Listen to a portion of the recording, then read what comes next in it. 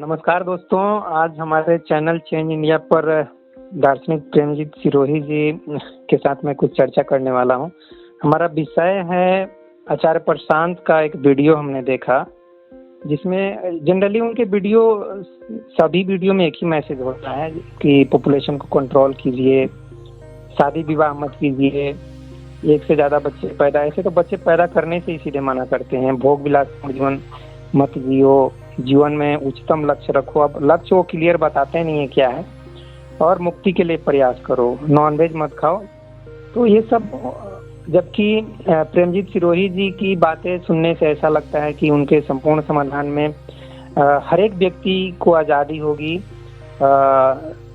ऐश मौज से जीवन जीने का, उनके लिए सब कुछ खाने पीने रहने का इंतजाम होगा।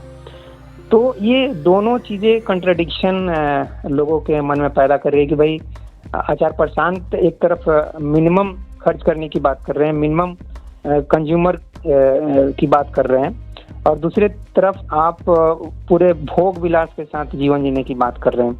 तो इस चीज़ पे आप क्या अपनी प्रतिक्रिया देंगे?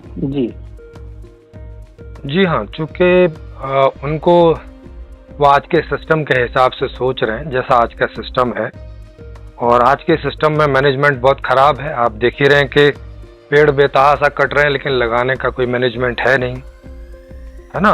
और 10% लोगों पर बेतहाशा पैसा जा रहा है, 90% लोग गरीबी के कगार में हैं, बुरी हालत से जी रहे हैं। तो उनको देख के कोई भी आदमी ऐसा ही बोलेगा कि भाई ना बच्चे ज़्यादा पैदा करो, कम करो, पेड़ कट रहे हैं, लग नहीं रहे हैं, तो जनसंख्या कम करो।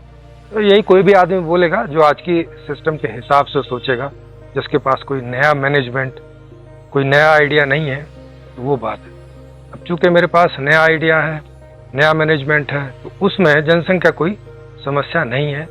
वहाँ पे मैनेजमेंट प्रॉपर है, और मैनेजमेंट का मतलब है कि जितने पेड़ चाहिए उतने पेड़ हमेशा उससे ज़्यादा रहने चाहिए, उसका मैनेजमेंट। और जो पब्लिक है वो किसी एक एरिया में ज़्यादा हो गई है तो उसका प्रॉपर डिस्ट्रीब्यूशन, इस तरह से। तो मैं मैनेजमेंट की वजह से ऐसा बोलता हूँ कि अगर प्रॉपर मैनेजमेंट हो तो अभी जनसंख्या कोई खास नहीं है पूरी दुनिया में। 8 अरब की जनसंख्या है। जिस तरह से मैं मैनेजमेंट की बात कर रहा हूँ तो पूरी दुनिया में 20 अरब भी आराम से रह सकते हैं।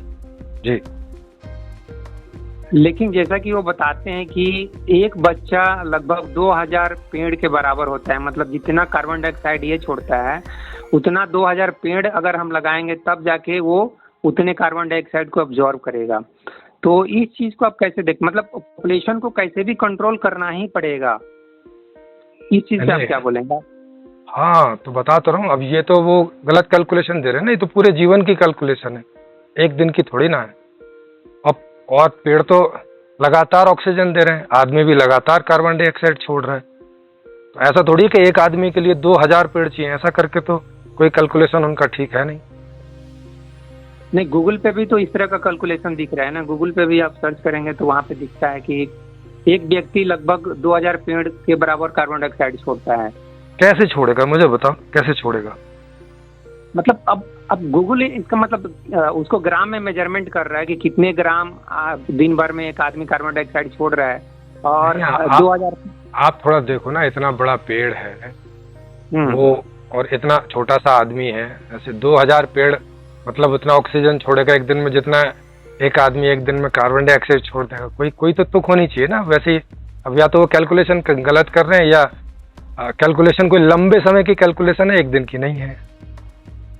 बट गूगल पे इस तरह का फिगर भी दिख रहा है ना, वहाँ भी आप। हाँ, तो गलत ही दिख रहा है। नहीं तो आप ऐसी जगहें देखेंगे जहाँ पे पेड़ वगैरह ज़्यादा होते नहीं, जैसे रेगिस्तान है वगैरह है, तो वहाँ तो लोग मर जाने चाहिए, वो तो नहीं मर रहे ऐसे।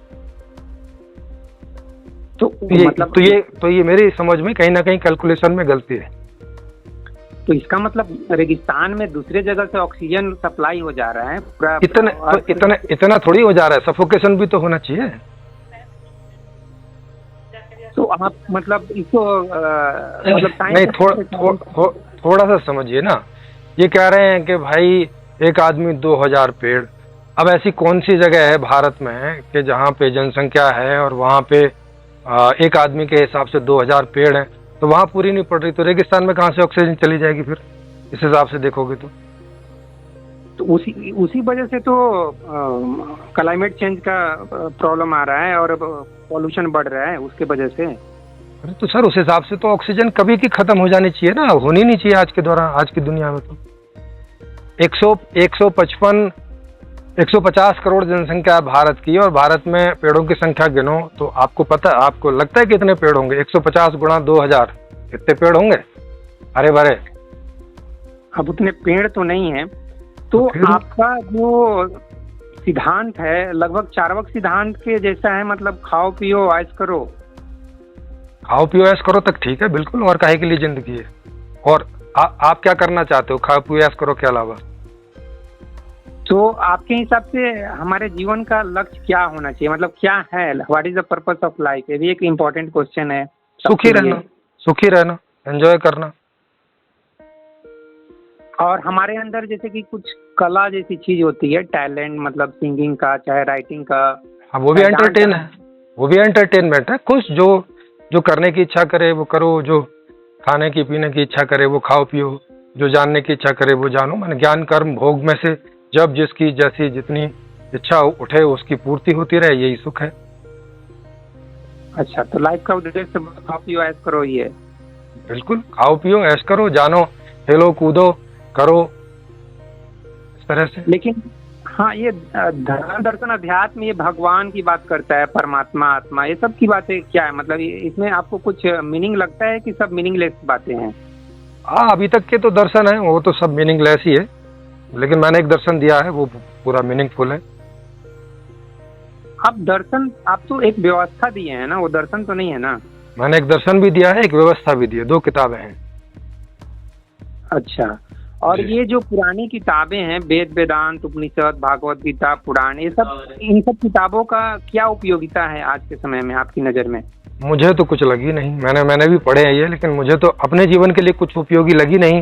बहुत सारे लोगों से मैं चर्चाएं कर रहा हूँ, मेरे चैनल पे कई सारे दर्शनों पे चर्चा करने आ रहे हैं, उनमें से अभी तक कोई भी इनकी कोई प्रासंगिकता मनुष्य के जीवन में अभी तक ढंग से एक्सप्लेन कर नहीं पाया।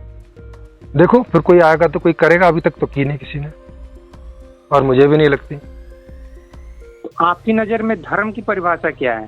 धारण करने योग्य है, वो डिक्शनरी में लिखा ही हुआ है कि सुखी होने के लिए जो भी धारण करना वो करो, दुख दूर करने के लिए और सुखी होने के लिए जो भी धारण करने योग्य है कीजिए।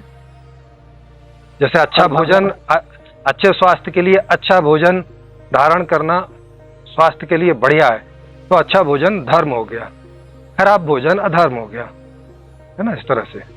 अच्छा, मतलब सब कुछ को आप मतलब ऐश मौज की जिंदगी से कनेक्ट कर रहे हैं? हाँ, तो एम से ही पता चलेगा ना कि जीवन का आप जो भी एम निर्धारित करोगे तो फिर उसी से पता चलेगा कि उस एम को पाने के लिए क्या चीज धारण करने से वो एम प्राप्त होगा, तो वो धर्म हो जाएगी, और जो चीज उस एम को प्राप्त करने में रुकावट बनेगी वो अधर्म हो जाएगी।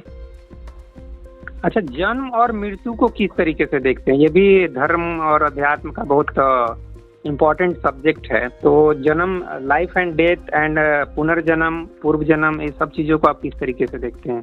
जी, पुनर्जन्म मुझे नहीं लगता कि कोई पुनर्जन्म होता है, बस आपका जब जन्म होता है